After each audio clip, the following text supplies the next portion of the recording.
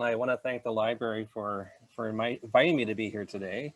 It's a little strange presenting to a screen where I see my PowerPoint, but I don't see you, the audience, and it's a little bit different, but we'll go with that. So as Michelle was saying, I'm an oral and public historian, and so I work a lot with people's stories, and so sometimes we think that history is sort of up there, out there somewhere. It belongs to somebody else. And with oral history, what we try to do is we acknowledge the fact that history, inhabits each of us, that there's history in our families and our communities and so on, and that this history is really important. And it's a vital part of, of this bigger history of Montreal or Canada or Quebec. And so for the last 9 or 10 years, probably longer, I've been working a lot on the neighborhoods of Point St. Charles and Little Burgundy. These are two neighborhoods that face each other across the Lachine Canal in Montreal Southwest. And of course, Little Burgundy is the historic home of the English-speaking Black population here in Montreal. And I've both been working, in terms of research, but also in my teaching. And so for a number of years now, I've been teaching classes where the whole class, say 45 students, would actually be working with the archives of the Negro Community Center, which was, really the heart of the community for much of the 20th century. And so they were learning about Black history through sort of Black archival records, right? So working their way up from there and then understanding, the big issues that Black Montrealers were facing. And we were also doing interviews. So my students were interviewing, for example, within Union United Church, which is probably the oldest Black congregation in Canada. And so a lot of my work is collaborative and sort of long-term, I guess, right? That I have a long-term commitment to Black history and to this part of Montreal in particular, which is also the part of Montreal where I live now. I'm not from Montreal originally, but this is my adopted home. So my presentation, I actually went all out and I developed like a formal presentation for you. So hopefully you'll have some questions and we'll talk more near the end around, some of the issues and maybe some questions that you have.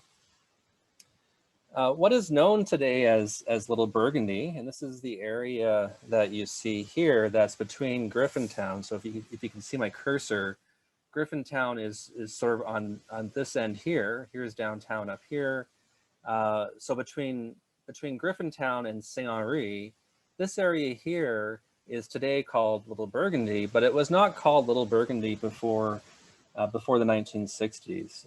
Before the 1960s, this area had a lot of different names: Saint Antoine, Saint Joseph, Saint Cunegonde. A lot of francophones considered this to be part of Saint Henri, and Anglophones just called it the West End. And it was only in the 1960s that when the city decided to sort of target this area for urban renewal, they basically demolished.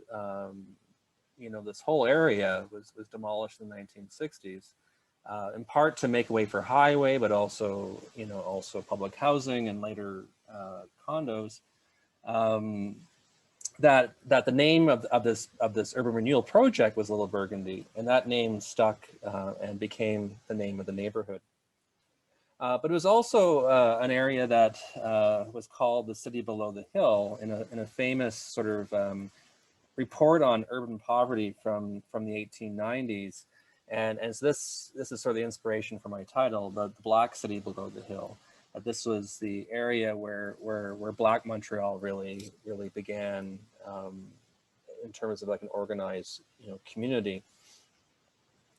The area, like these neighborhoods that joining the canal. This is the canal sort of at the bottom here, the Lachine Canal, which was the gateway to North America. All the ships, now they go on the south side, right? But until 1959, all the ships, sailing to Chicago or Detroit or what have you, would have to sail up here. And because of that, it was sort of, the heart of sort of Canada's industrial revolution. It was wall-to-wall factories. And this was the waterfront. This was the canal front of Little Burgundy. Before before all these factories closed down, right, and before this area became a park, right, where you can bicycle or walk or what have you. Now, there's a few reasons why Black Montrealers would sort of, you know, choose this area to live, starting really in the 1880s and 1890s. And the big reason was that it was close to the two railway stations, right? So on the left, you see Bonaventure Railway Station, which was the Grand Trunk and later the Canadian National Railway. And on the right, you see, this is, of course, a building that's still standing, Windsor Station, which was the main CPR station. And again, if you go back to this photograph taken before urban renewal, you'll see that here at the sort of the north end of Little Burgundy, this was the main CPR line that would then end up at Windsor Station. And then the CN line went right through the heart of the neighborhood and ended up at Bonaventure Bonaventure Station, which was sort of across from where the old planetarium was. It's no longer a planetarium. And of course today, and then to, you know, to sort of connect these two halves of Little Burgundy, they built bridges, right? So this is Guy Street. There used to be a big bridge that spanned the railway yards, and this is de la Montagne, or a mountain that spanned it. This is Saint Antoine. This is Saint Jacques, or Saint James, as it was once known. Notre Dame. And so Black Montrealers really, you know, lived in this area because it was close to work, right? And in those days, people tended to live near where they worked, right? So a lot of factory workers would live in these neighborhoods because they worked in the factories along the Lachine Canal. But Black workers were not welcome in those jobs. There was a lot of discrimination. Almost no Black men were working in the factories, even though the factories were just, you know, just a 5-minute walk. And in fact, until the 1950s, about 90% of Black men in Montreal worked for the railways. So it's really the only job in town, right? And it wasn't just the railways, it was certain jobs. And so one of the main jobs that was really just only Black, right? Only Black workers were hired in that occupation. These were the sleeping car porters. These were people that, you know, in those days before, you know, air travel and you know, well, air travel and I guess the diffusion of cars and so on, that everyone would have 2 cars kind of thing, that people would travel by train overnight. And so you had these sleeper cars where people would be taken care of. And these were, you know, these were long, you know, these were long jobs in the sense of these workers had to travel across to Vancouver and back. It's 6 days to get to Vancouver, 6 days back. And so, of course, these men were away from their families for long periods of time. And it was like in a way, the worst job in the railway. But within the Black community, it was probably it was the best job, right? In the sense that they were looking for people with education. The railway companies actually recruited people in sort of the Black colleges in the United States to come to Montreal in order to become a porter. There was mobility. In a way, it was white collar, right? It wasn't blue collar work. And so there was a high status within the community around this work. Now our interviewees had a lot to say about this, right? Carl Simmons, a sleeping car porter on the CPR, Canadian Pacific Railway, recalled that, quote, "In most families, the head of the family worked for the railway. You couldn't get another job. What other jobs could you get? There was too much racism." You know, other interviewees agreed, almost everyone. Babsy Simmons, "In those days, there were no jobs for colored men whatsoever. The only job for them was on the train as a porter, which was a very demeaning job at that point in time. They were underpaid, but they did their job with dignity." And you can imagine, you know, just the everyday racism and the comments, right, that they would get from passengers in, you know, the 1930s and 40s onward. Florence Phillips remembered, if they didn't work on the train, then they worked what? Whatever they could get. It was very, very difficult to get a job here being Black. Black women worked primarily as domestic labor in the homes of the wealthy, and of course Westmount wasn't too far from Little Burgundy, so that again that neighborhood, made a lot of sense for both men and women. Many Black women also found work in the clothing factories, and it was interesting how a number of interviewees talked about how Jewish employers were actually the ones that were most likely to actually hire Black labor. That a lot of non-Jewish factory owners just would not have it. Montreal's Black community came mainly from the United States, the Caribbean, and Nova Scotia. Nova Scotia, there was huge racism in Nova Scotia, and there was very, very little in terms of economic opportunity there. And so the people who came from Nova Scotia to Montreal were often the poorest, right? Far more poor than people coming up from the United States or the Caribbean. And a lot of the people from the Caribbean were actually very well educated, had skilled trades, right? Even though they weren't able to necessarily find jobs with those trades here because of the discrimination that they faced in Canada. During the 1930s and 40s, interviewees talk about how common it was when you go out, say you're on Saint Antoine or here it says Saint James, but Saint Jacques, and you'd have this sort of daily commute where you have like hundreds, even 1,000 Black porters walking to work and back, right? And so there was a real presence of Black Montreal in this part of the city, going right back to the beginning of the 20th century. It wasn't a new thing at all. In fact, I would argue that Little Burgundy was really, with Chinatown, was Montreal's first multiracial neighborhood, and sort of, a beginning of what the city is today. This is another photograph of both Little Burgundy and Point St. Charles. So you can see the canal running through it. Point St. Charles, which was Irish and French, to the south, and Little Burgundy right here to the north, and then you've got Griffintown on that side. Now, neighborhood residents grew up with trains all around them. The CPR trains ran above them, as I was saying before.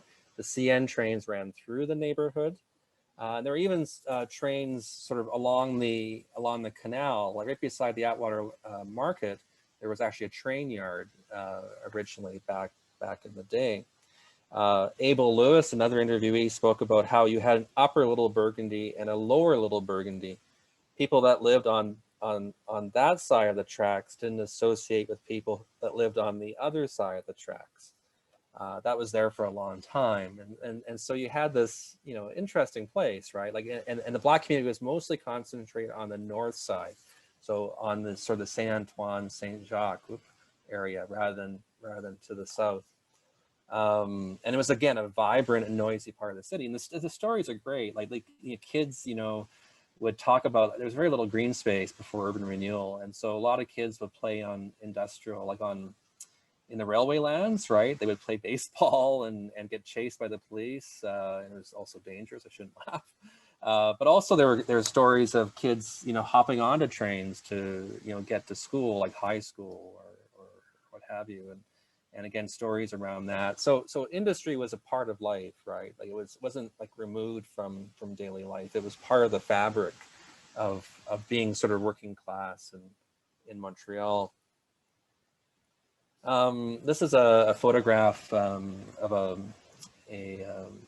family album that was shared with me by Nancy Oliver McKenzie from Union United Church. She's an amazing woman. Like, originally from Nova Scotia, her grandfather fought in the Black Battalion in the First War, and she's been sort of a collector of photographs of the Black community for a long time. And this is, again, some sort of snapshots of sort of daily life here in Montreal. So since I was saying how, Black community really goes back to the, early days in a way of the early, late 19th, early 20th century.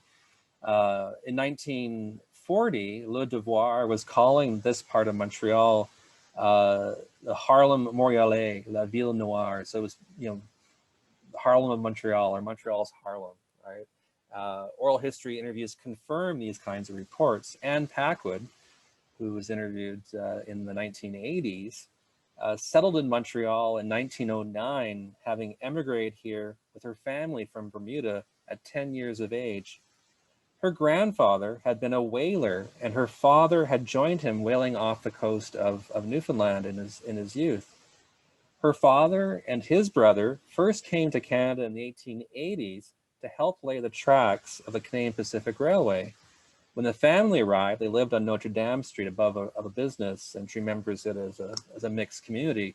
Her husband actually owned and operated a Black newspaper in Montreal in the 1930s, right? So you got this intellectual life, you know, a very vibrant community that emerged in the city. It was also a neighborhood of Anglophones and francophones. In fact, francophones, like white francophones, were a majority of the neighborhood. Probably around 65–70% of the neighborhood was francophone, at least by the 1960s. Blacks were probably only about 10 or 15% of Little Burgundy. So when we talk about this, you know, Little Burgundy being a Black neighborhood, you know, the danger is that we sort of, you know, make invisible, you know, the 75% of people who weren't Black. And what to me is really interesting too, this neighborhood, is that it was a neighborhood of exchange and interaction and diversity. Dorothy Williams, a great Black historian, found that in the 1930s, 40% of Black men married white women. So there's a lot of intermarriage. So a lot of these families were also mixed, right? And so there's a lot of things going on in this neighborhood, right? That makes it more complex, I think, than how we often speak about about Quebec history, Montreal history, even Black history. Charles Burke, he was talking about how the French and English didn't get along very well in Little Burgundy, like other neighborhoods, and there was a lot of, like, for kids, there's a lot of like fisticuffs and so on, and in Little Burgundy, it would change from like block to block. Like one block might be Irish, next block might be Italian, next block might be French. And so he was talking about, this is a quote in his interview, that some parts of Little Burgundy were all French, and we also always fought as kids. You had to become a fighter or a runner. Charles was a runner. I was a hell of a track star, he smiled. You had to know the rules of the neighborhood or else you got your butt kicked, right? And so there's a lot of stories like this, again, that bring a place alive in history. During these years, there was considerable anti-Black racism in Montreal, which shouldn't be a big surprise. There wasn't like signage like you would have had in the US South, where you have like white only, colored only signage. It was more subtle than that, but also very difficult, right? In the sense that a Black person in Montreal, whenever they went into a restaurant or a store or a tavern or any place really, they wouldn't know in advance if they'd be served or not. And in Quebec and in Canada, proprietors had the right to serve who they choose, right? It wasn't, it wasn't saying, the law wasn't like they could, be racist. The law said they could serve whoever they wanted to, which allowed racists then to exclude Black people from a lot of businesses. And there's a history around Fred Christie. Fred Christie is in the photo here, held by his granddaughter. And Fred Christie was a hockey fan. He loved the Canadians, right? He'd go to the games. He was from Verdun. And he went into a tavern, right? It's right below, and of course, the Forum, Canada's Palace of Hockey. And so he went into this tavern and he got refused service, and it was very public and it was very embarrassing. And so he fought it, right? And he went to the courts and went all the way to the Supreme Court of Canada, right? And the Supreme Court ruled that proprietors have the right to serve who they choose, right? And so he lost his fight, right? It was only in the 1960s when this kind of thing was made illegal, which is not, maybe I'm older, but it's not that long ago, right? It's not like it's ancient history. And the interviews have a lot to say about racism, right? You know, and just the, you know, the ugly names that would be called out, you know, the kids and also adults and so on. But I'm going to share one story, and this is from Charles Burke, who was a railway porter, and this is a story that he shared with us. When it came time for us to eat in the railway car diner, they put a big curtain up, and we weren't allowed to eat off the menu. We weren't allowed to stay in the hotel because the hotels would not have blacks in them. One time they sent me to Jasper, which is out west in the Rockies.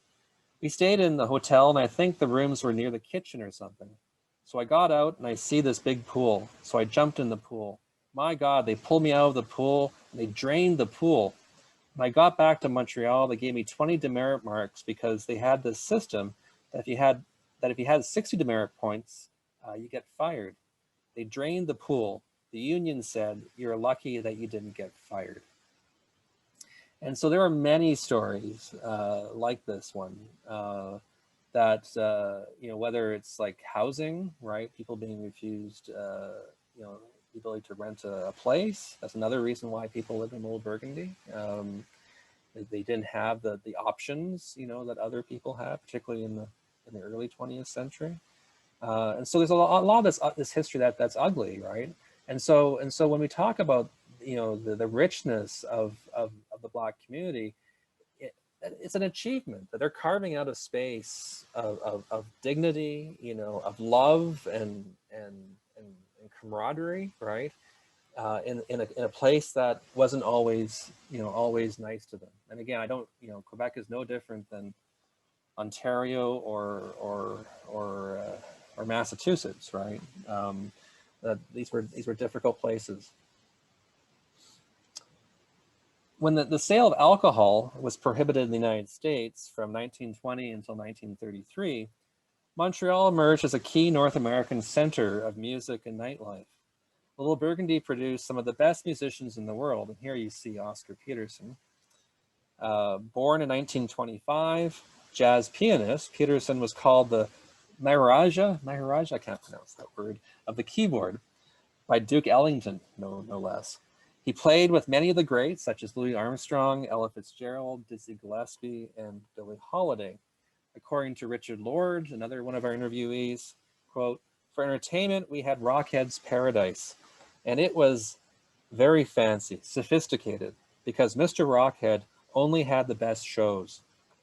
Most of them coming in from Detroit and so forth at Rockhead's Paradise in the district of Little Burgundy. They had some outstanding musicians. Of course, everybody knows Oscar and Oliver Jones, but Oscar Peterson's brother was very good too. He played the trumpet.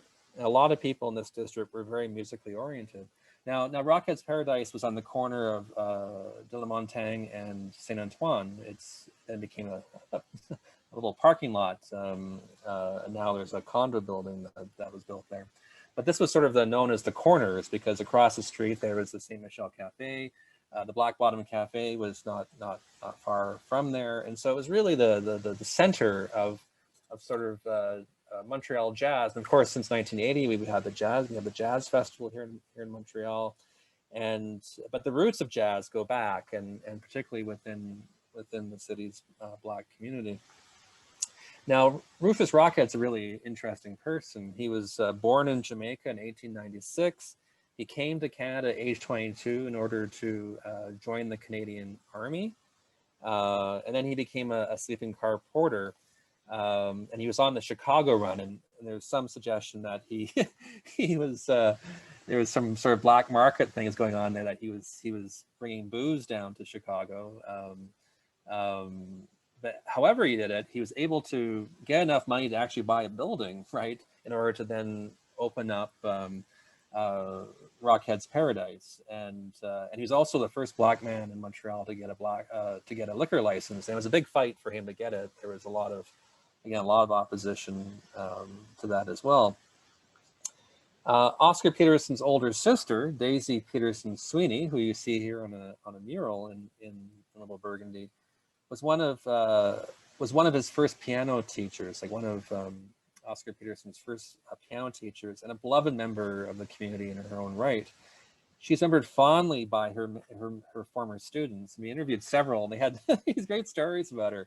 I was going to share one. It's Patrick Thornhill, who we interviewed him in the basement of Union United Church, and he talked about how like he took he goes for about 6 months he took piano lessons with her, and then she slammed the piano, almost catching my fingers, and says, "Get up and go play your basketball," because he didn't want to be there, and he was giving her attitude, and he was saying how he really regretted it now, that he wished that he'd stuck with it, and you know, because she of course was an amazing teacher, and one of her most famous students was Oliver Jones.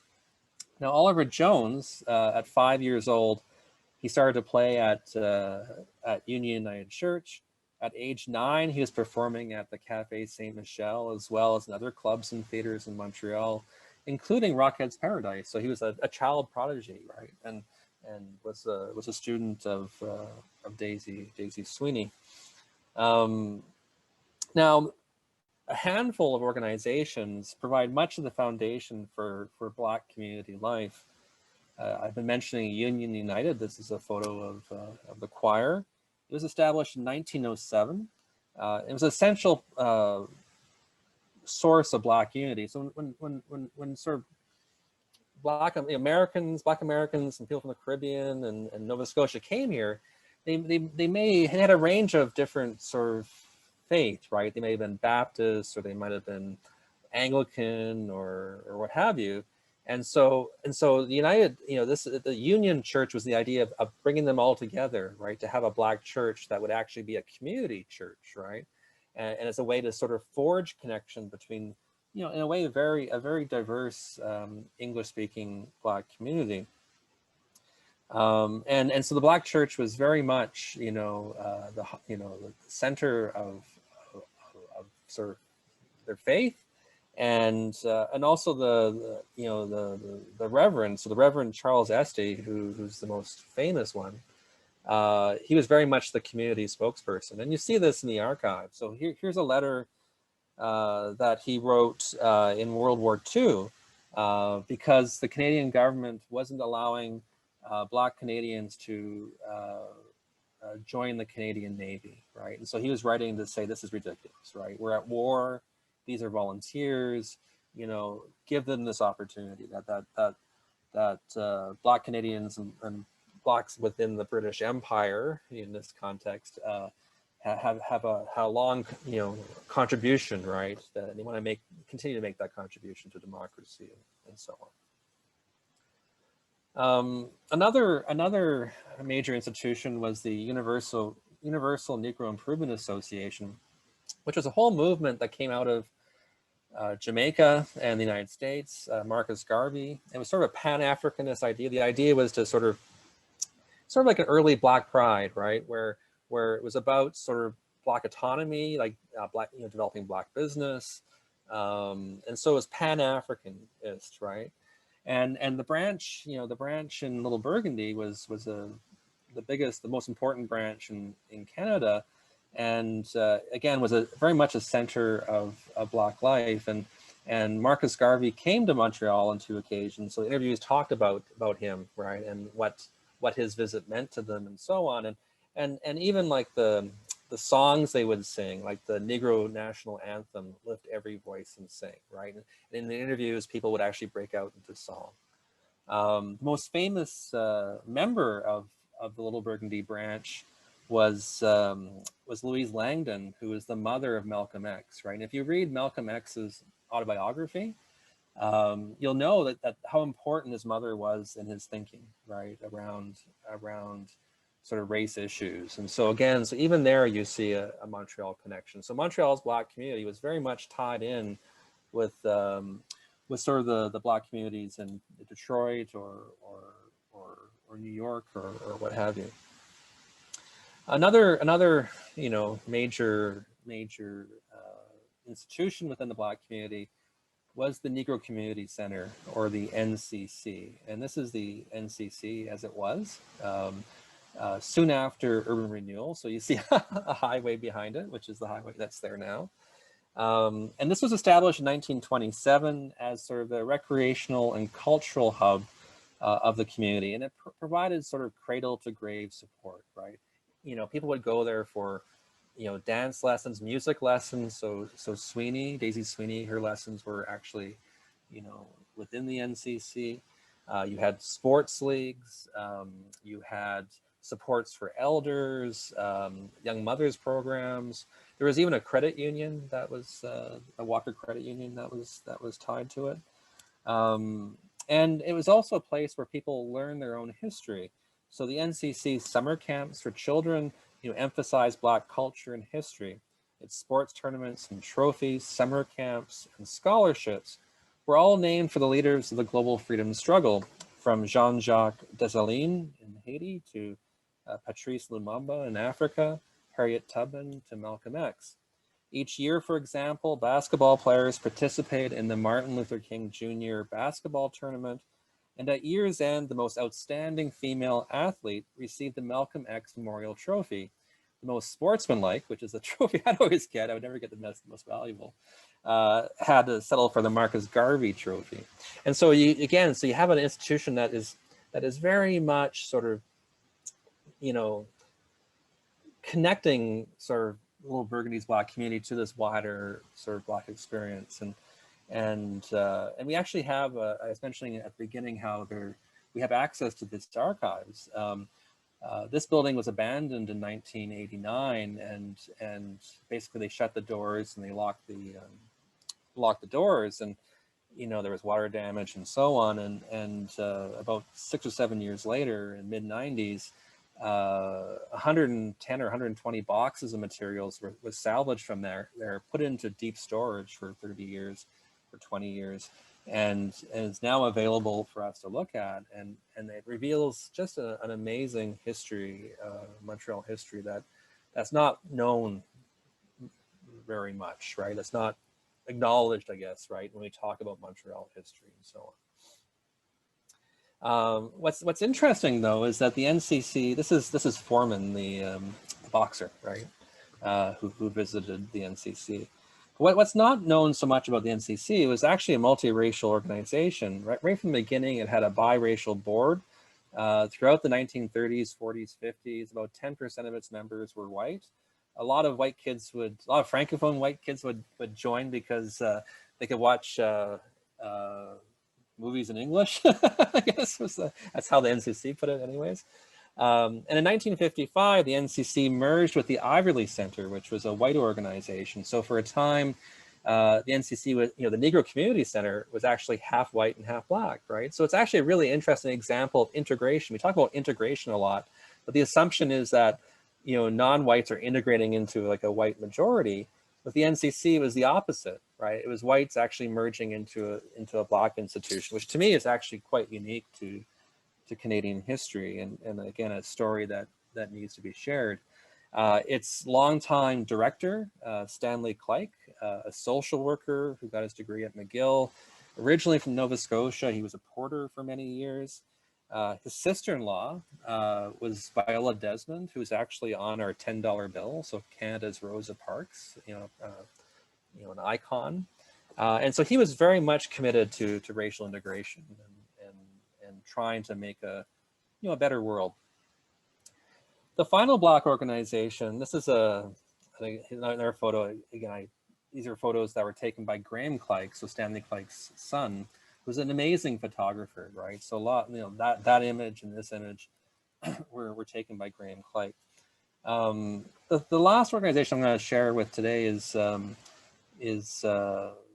in 1917, so again an early one, and this was the Order of Sleeping Car Porters, and it's the first Black trade union in North America. Now, as I mentioned, 90% of Black men in Montreal, but also 90% of Black men in many Canadian cities were sleeping car porters, and none of the railway unions would allow Black members. They all actually had white-only clauses in their constitutions. And so these Black sleeping car porters, you know, formed their own union and organized themselves. And what's really interesting here is that actually Black Montrealers were more, unionized than their white neighbors. And so as a result of that, their standards of living actually, there was like a collective social mobility. And so by the 1950s and 60s, you start seeing a lot of middle class Black Montrealers, right, porters, whose families are now moving to, Notre Dame de Grace or the South Shore, for example, in search of, some green space, but also a hot shower, because in Little Burgundy, even as late as 1968, I guess, because it's urban renewal, didn't have access. They're called cold flats. They didn't have access to hot water, and so if you wanted a hot shower, you had to sort of move. And so moving up often meant moving out. And so Little Burgundy's Black population actually declined during these years, right, the 50s and 60s. So it became less of a sort of a black Harlem or Montreal Harlem, right? From the 1930s and 40s. It starts becoming less so over the post-war period. And then you have the urban renewal, and so like a story that you see across North America, it's often poor neighborhoods and often non-white neighborhoods that are targeted for urban renewal, not exclusively, but it's the case in Montreal too. So when they decide to build a highway, it runs through Little Burgundy and Chinatown, right? And is that a coincidence or not? And so you have a lot of, it's a period that when Jean Drapeau, the Montreal mayor, was trying to modernize the city, particularly in the lead up to Expo 67. And so there's a lot of building going on, highways being built, slums being cleared, metros being built, parking lots being built. That's the fate of Goose Village, which is right at the foot of the Victoria Bridge. And so entire neighborhoods fell to the wrecker's ball, and this is exactly what happened to Little Burgundy. So everything north of Saint Antoine. So this is an old insurance plan. So every part of Montreal has these kinds of snapshots, so you can see what it was like. And so here you see Saint Antoine, and you can see how there was actually 2 blocks of houses, right, north of Saint Antoine, where now it's just the highway. And there was also, churches and other institutions. What you see here is St. Anthony's Church, which was the English Catholic church for this area, and that was demolished as well. City assessors entered people's homes to take expropriation photographs. There were more than 1,000 photos taken in Little Burgundy alone. So you can actually go through these photographs. They're online, they're available.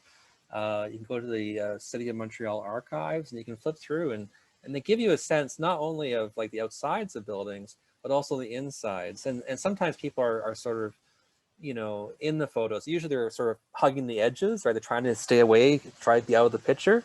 But once in a while you get an image like this one where this Black man is clearly not going to move.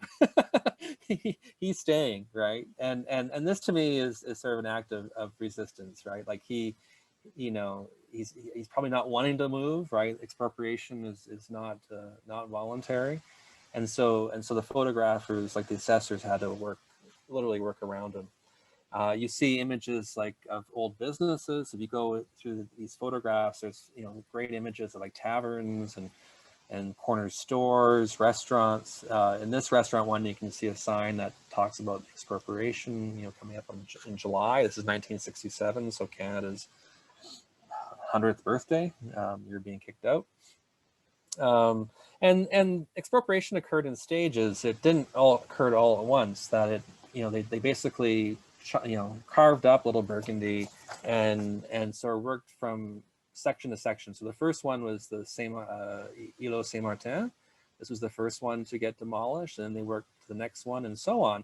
And so it was actually like a 12-year process. And so a number of our interviewees were actually displaced more than once, right? And so it was a prolonged process. People were essentially living in a construction zone for years, although sometimes in Montreal you feel like you're still in a construction zone, but this is extreme, of course. And so it has an impact on people, right? Because again, a neighborhood is more than just bricks and mortar. It's actually, a place of connection, right? Of people's homes, right? The stores they would frequent, the churches, all these things, this web of connection, right? And by this time, you have people living there for multiple generations. And so people, it has a negative effect on a lot of people. Here's one interviewee who talked about that. And he talks about how like St. Antoine Street was one of the richest looking community streets you ever want to see. The old stone homes.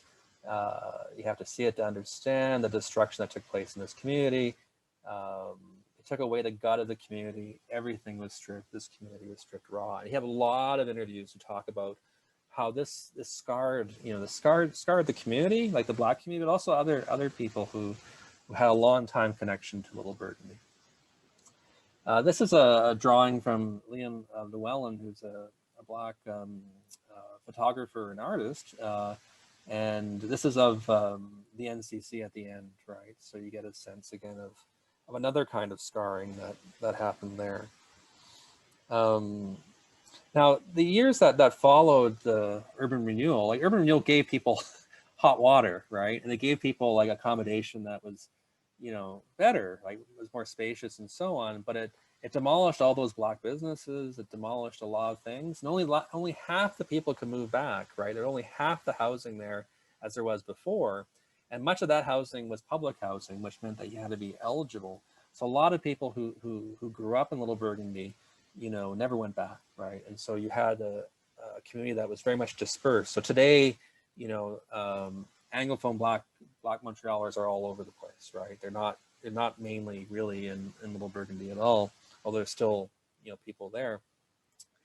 And so you see Little Burgundy, for example, the proportion of residents who were on welfare went from 10 to 40% between 1961 and 1971. And so you have like a concentration of poverty, right, which creates its own problems.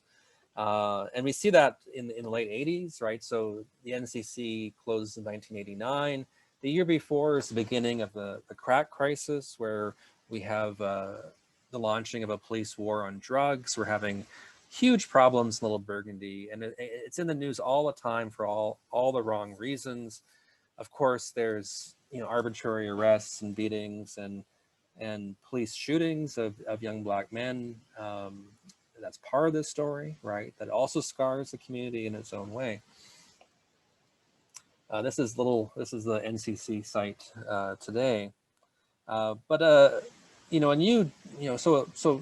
so people organize. What do you do when you're faced with a crisis? And so a new generation of Black community groups like Youth in Motion and DESTA came together, and they organized and they brought this neighborhood around. The Little Burgundy Coalition was formed in 1989, so in direct response to the drug crisis. Michael Farkas, who's a community leader, recalled that the coalition sought to, quote, address the desolation, the ghettoization, and the poverty and criminality that was plaguing Little Burgundy back in the 80s. From a place where people were a village and everyone knew each other, it had become a hood where it was more and more dog eating dog. And so the neighborhood really did, they really did make a difference. And so between 1990 and 95, the crime rate went down 50%, right? So you see community mobilization, which is really quite impressive. This is sort of the new kind of housing that was built. This is public housing. One of the oddities in Montreal is that all public housing has this foot-high fence that you see all across the island. I don't know anywhere else in the world that does it quite this way, but it sort of, demarcates or designates public housing. So today, Little Burgundy, I'm almost finished. I'm going a little bit too long. Today, Little Burgundy is virtually synonymous with Black Montreal in the Jazz Age. The neighborhood's largest park is now named after Oscar Peterson. There he is. And he also looks down from a giant mural across the street. And so you see, it's right above the Neighborhood Coalition offices. Oliver Jones also has his own mural and a city building named after him. Daisy Sweeney is likewise recognized with a mural and a park. located appropriately enough alongside Rufus Rockhead Street, adjoining the canal. And of course, there's been big debates in the past year around Lino Gru, right? And why that should not be named after Oscar Peterson too. A historical and cultural walking path developed by the Little Burgundy Coalition, the Sentier de la Bourgogne, likewise takes visitors on a journey into local history. And I'd certainly recommend, if you get a chance to sort of walk through the neighborhood, to follow this route. And these historical panels are actually very, very well done, and you can learn a lot from walking a neighborhood, for example. I'll end with the words of Michael Farkas. This is Michael during an interview. And he's proud of the heritage landscape that community groups, working with the city, have developed. Quote, "We have murals that are beautiful in Little Burgundy, of some of the greatest ambassadors, icons, or people that were really significant." I think they're significant, to not just Black Montrealers, but to, all Montrealers and all Quebecers. These are amazing people. These are amazing stories. Let's open it up for questions. I talked a little bit too long, and so I apologize. I'll stop my screen share. And Michelle, if we could... Yeah, I'm here. Okay. So thanks so much, Stephen. That was really fascinating. We do have a question here in the Q&A. Okay, I'm just going to stop the recording because this has been recorded, so we'll be able to, you can watch it a second time if you want, or